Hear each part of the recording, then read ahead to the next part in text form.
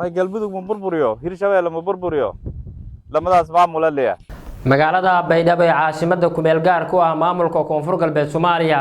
maanta waxaa ka dhacay shirka toddobaadlaha ah oo shirgudoominaya hogaamiyaha maamulka Koonfur Galbeed Soomaaliya Sheekh Aadan Nuur Aadan Madoobe maxaa looga hadlay waxaan soo gudbin doonaa xogay macluumaad dheeriya Sheekh Aadan Madoobe oo mar kale dib ugu laabtay magaalada Baydhabo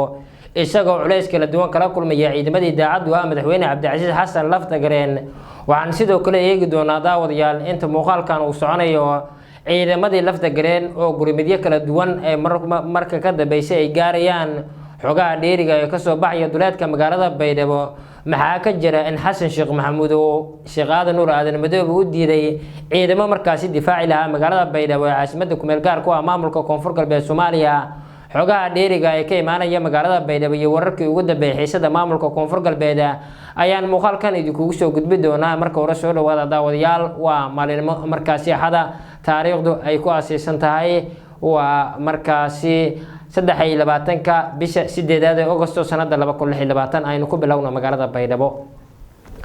magaalada Baydhabo ee caasimadda ku meel gaar ku ah maamulka Koonfur Galbeed Soomaaliya warar kala duwan ayaa ka imaanaya maalinimadii shalay waxaa halkaasi gaaray gudoomiyaha hore ee golaha shacabka haatan ah hogaamiyaha rasmiga ee maamulka Koonfur Galbeed Soomaaliya Sheekh Aadan Nuur Aadan Madoobe oo mudooyin ku sugnaa magaalada caasimadda ee Muqdisho maanta waxa uu qabtay shirka amniga maamulka Koonfur Galbeed Soomaaliya qodobo xasaasi ayaa looga hadlay waxaana markaasi shir gudoominayay Sheekh Aadan Nuur Aadan Madoobe qodobada looga hadlay waxaa kamid ah isdifaacidda magaalada Baydhabo iyo sidii looga hortagi lahaa ciidamadii daacaddu ah madaxweyne Cabdicasiis Xasan Maxamed Laftagareen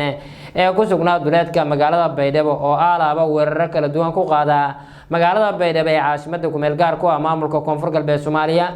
shirkan oo markaasi uu ka soo saaray ama war-saxaafadeedka uu akhriyay wasiirka amniga maamulka Koonfur Galbeed waxaa la tilmaamay in xilligan wixii ka dambeeya Koonfur Galbeed ay qaadi doonto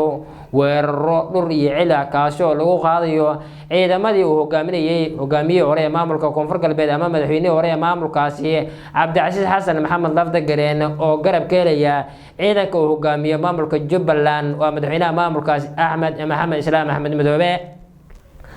wararka ka imaanaya magaalada Baydhabo ayaa sidoo kale tilmaamaya in ciidamadii Laftagareen ay helayaan gurmidyo kala duwan oo markaasi ku aadan in dagaal guluf markaasi ka dhan ah ciidamada maamulka Koonfur Galbeed iyo sidoo kale xoogaga uu hogaamiyay Sheekh Aadan Nuur Aadan Madoobe ay ku qaadi doonaan weeraro aan markaasi kala joogsi lahayn iyadoo la arkayo muuqaalo iska soo duubeen kaasi oo ay ku muujinayaan in weeraro kala duwan ay ku qaadi doonaan ciidamada daacaddu ah Cabdicasiis Xasan Maxamed Laftagareen ee ku sugan duleedka magaalada Baydhabo iyo gebi ahaanba magaaladaasi xaaladda magaalada Baydhabo ayaa haatan kacsan iyadoo markaasi xoogag iska soo horjeeda oo daacad u kala Cabdicasiis Xasan Maxamed Laftagareen iyo sidoo kale hogaamiyaha maamulkaasi Sheekh Aadan Nuur Aadan Madoobe ay ku kala sugan yihiin cirifyada magaalada duleedka magaaladaasi waxaa ka taliya ciidamo hogaaminayo Ugaas Xasan Cabdi Maxamed afhayeenkii hore ee maamulka Koonfur Galbeed Soomaaliya waxayna tilmaameen in dagaal ka dhana maamulka Koonfur Galbeed ay ku qaadi doonaan duleedka magaalada Baydhabo iyo markaasi howlgaladii ugu dambeeyay oo ay ku doonayaan in markaasi xoogaga uu hogaamiyo Sheekh Aadan Nuur Aadan Madoobe ay dib kaga saaraan magaalada Baydhabo ee caasimadda ku meel gaar ku ah maamulka Koonfur Galbeed Soomaaliya xaaladda Baydhabo marka ka dambeysay way ka sii daraysaa Sheekh Aadan Madoobe culays kala duwan ayuu kala kulmayaa ciidamadii daacaddu ah Cabdicasiis Xasan Maxamed Laftagareen oo aalaaba weerar kala duwan ku qaada duleedka magaalada Baydhabo waxay tilmaameen ciidamada Laftagareen in markaasi tan iyo inta Sheekh Aadan Nuur Aadan Madoobe laga saarayo gudaha magaalada Baydhabo ayna weerar kala joogsi lahayn ay ku qaadi doonaan Cabdicasiis Xasan Maxamed oo markaasi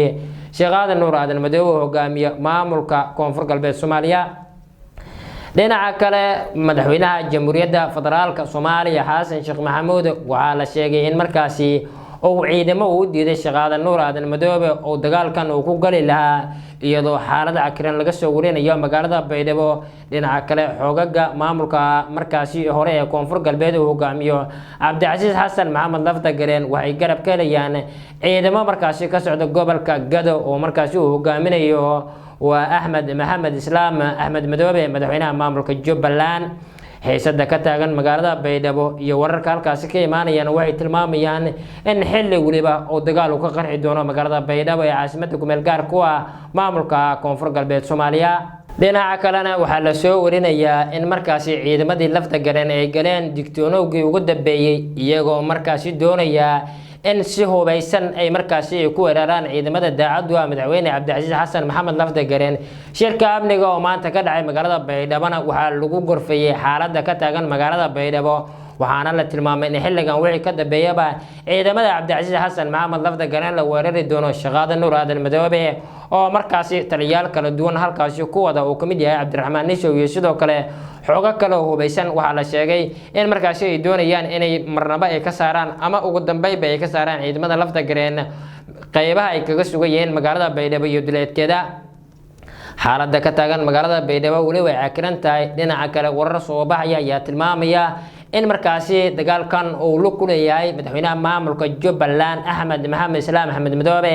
oo dagaal adag oo kala dhaxeeyo dowladda federaalka Soomaaliya taliyihii markaasi ciidamada NISA ee gobolada Gedo ama maamulka Jubbaland Cabdirashiid Janan oo horay dowladda federaalka Soomaaliya uga tirsanaa ayaa waxa uu goostay dhinaca maamulka Jubbaland xiisada ka dhaxaysa dowladda federaalka Soomaaliya maamulka Jubbaland oo awal xakiirneed haddana waxaa la soo warinayaa in ciidamada lafta gareen ay garab ka helayaan kuwa maamulka markaasi Jubbaland isla markaana ay doonayaan in weerar kala duwan ay ku qaadaan Cabdicasiis Xasan Maxamed Ayraade oo markaasi shaqada Nuur Aadan Madoobe oo ku sugan duleedka magaalada Baydhabo iyo gudaha magaaladaasi isagoo madaxtooyada Koonfur Galbeed dib ugu laabtay cabsi xooggan ay wajahaya shaqada Nuur Aadan Madoobe lama oga halka xiisadu ay ku dambeey doonto balse maanta waxaa dhacay shirka amniga maamulka Koonfur Galbeed qodobo xasaasi ah ayaana laga soo saaray waxaana la tilmaamay in xilligan wixii ka dambeeyaba maamulka uu hogaamiyay shaqada Nuur Aadan Madoobe oo ciidamo uu ka sugan dowladda federaalka Soomaaliya uu isku difaaci doono kuwa ku sugan duleedka magaalada Baydhabo xaaladda maamulka Koonfur Galbeed tan iyo markii la doortay shaqada Nuur Aadan Madoobe ugu yaraan 5 dagaal ayaa ka dhacay maalin markaasi toddobaadyo ka hor ayayna ahayd markii dagaalkii ugu dambeeyay oo markaasi xoogagii lafta gareen ciidamo badan gacanta looga dhigay oo ka dhacay magaalada Baydhabo ee caasimadda ku meel gaar ku ah maamulka Koonfur Galbeed Soomaaliya Koonfur Galbeed oo markaasi laga qabtay doorasho qof iyo cod ah ilaa iyo haatan xiisadeedu ma degana waxaana la soo warinayaa in marba marka ka dambeeya dagaal uu ka qarxi doono ama markaasi uu ka qarxi karo ciidamada daacaddu ah lafta gareen iyo sidoo kale xogaga uu hogaamiyo shaqada Nuur Aadan Madoobe Koonfur Galbeed oo markaasi bartamihii sanadkan cusub waa markaasi ama bilowgiisii shaqadan markaasi lafta gareen si awooda looga saaray iyo markaasi xilkii laga qaaday taliyihii ciidanka markaasi asluubta General Mahad Cabdiraxmaan Aadan Taliye oo isbaystay iyo dhinaca maamulka Jubbaland ay ka helayaan waa markaasi ciidamo kala duwan waxaa la soo warinayaa in marba marka ka dambaysa dagaal uu ka qarxi doono ama markaasi uu ka qarxi karo magaalada Baydhabo ee caasimadda ku meel gaar ku ah maamulka Koonfur Galbeed Soomaaliya dowladda federaalka Soomaaliya waxay markaasi cadaadis saaraysaa shaqada Nuur Aadan Madoobe sidii uu isku difaaci lahaa oo markaas uga taqalusi lahaa xoogagan hubaysan oo hogaamiyo Cabdicasiis Xasan Maxamed lafta gareen haddaba waxyaabaa ka soo kordhay xiisada lafta gareen iyo dhinaca maamulka Puntland wararkeena dambe ayaan idin kula wadaagi doonaa ee muuqaalka meel dheer gaarsiin aad baad mahadsantihiin isku soo laabasho wanaagsan